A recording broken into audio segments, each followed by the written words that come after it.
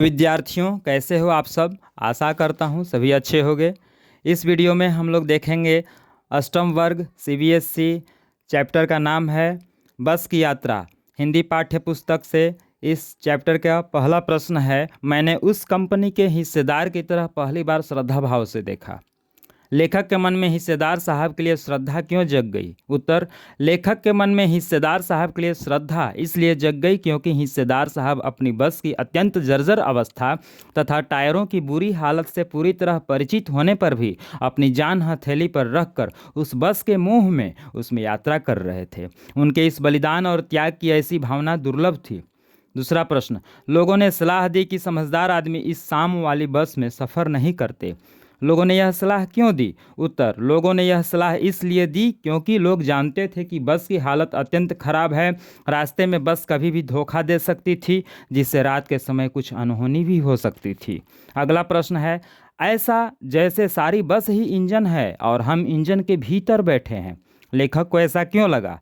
उत्तर, बस की अवस्था बहुत जर्जर थी, उसके कल पुर्जे हिल रहे थे, इंजन बहुत पुराना था। जैसे ही बस का इंजन चालू हुआ तो कंपन से पूरी बस हिलने लगी और पूरी बस में शोर होने लगा। इसलिए लेखक को ऐसा लगा जैसे सारी बस ही इंजन है और वे इंजन के भीतर बैठे हैं। अगला प्रश्न, गजब हो गया, ऐसी बस अपने आप चलती है।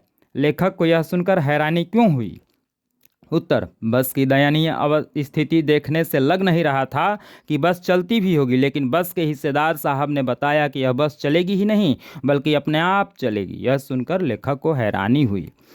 अगला प्रश्न, मैं हर पेड़ को अपना दुश्मन समझ रहा था। लेखक पेड़ों को दुश्मन क्यों समझ रहा था। उत्तर, बस की स्थिति अत्यंत जर्जर थी। ऐसा लग रहा था कि इसके ब्रेक कभी भी फेल हो सकते हैं या स्टीयरिंग अचानक टूट सकती है। ऐसे में लेखक को यह भय सता रहा था कि मार्ग में आने वाले पेड़ों से कहीं यह बस टकरा न जाए, इसलिए लेखक पेड़ों को दुश्मन समझ रहा था।